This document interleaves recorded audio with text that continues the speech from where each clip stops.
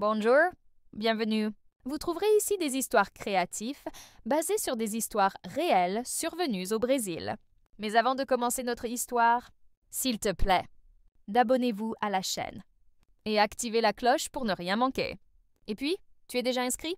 Puis-je te faire confiance? Oh, alors, c'est parti. Certaines histoires ne traversent que pas les générations. Elles dorment et attendent la bonne nuit, attendent la pleine lune. On raconte dans les nuits de pleine lune sur la côte de Santa Catarina, dans les villes d'Itapema et Itajaí, que certains dons naissent avec nous, mais qu'il vaudrait mieux qu'ils restent endormis.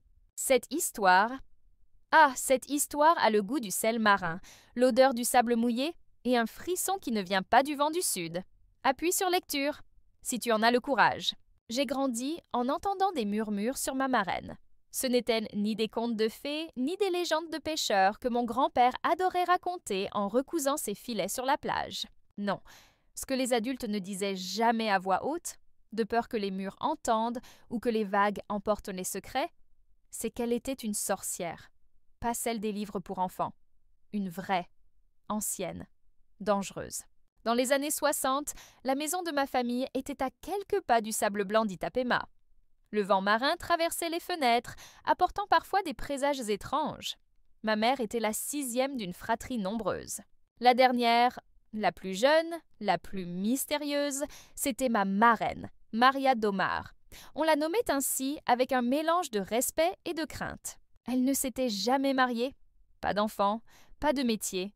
Et pourtant, elle avait toujours de l'argent, une aura qui remplissait la pièce et un regard plus fort que n'importe quelle tempête. Ses yeux étaient en un vert profond, comme les eaux des falaises de la côte. Et quand elle vous regardait, c'était comme si elle lisait en vous. Les vieilles femmes du village disaient qu'elle faisait partie d'un cercle de sorcières, un coven qui se réunissait sur une plage secrète à la pointe d'Ilota. Elle parlait de rituels nocturnes, de langues oubliées et de fumée qui montait au ciel. Ma marraine, elle, avait un rôle particulier dans ce cercle. Elle était la recruteuse. Elle cherchait des filles avec le don, un pouvoir ancien, viscéral. Et selon les murmures, elle faisait des visites nocturnes chez les nouveau-nés. Elle entrait par la fenêtre, comme une ombre étirée par la lune. Elle posait son visage près du bébé, pas pour l'embrasser, mais pour lui voler une partie de son essence. L'enfant ne mourait pas, mais tombait malade, hurlait sans raison, comme si son âme avait été effleurée par quelque chose de froid, d'ancien. Les mères, impuissantes, couraient chez les guérisseuses, sans résultat. Un soir, ma propre mère s'est réveillée avec la sensation qu'on l'observait. Elle a vu 2 yeux brillants dans l'obscurité, et quand elle a allumé la lumière, il ne restait que le bruit des vagues et le rideau qui flottait doucement. Plus tard, elle m'a raconté ce qui était arrivé au voisin, ce Joam d'Ared. Sa fille venait de naître. Une nuit, il a vu une sorte de ruban blanc flotter au-dessus du berceau. Il a compris que c'était Maria Domar. Il a saisi une paire de ciseaux et a coupé le ruban. Le lendemain, Maria Domar est apparue avec la moitié de la main tranchée. Elle a dit qu'elle était tombée sur les rochers, mais personne n'a osé poser de questions. Ma marraine ne sortait jamais de jour. Elle disait être atteinte d'une maladie rare, sensible au soleil.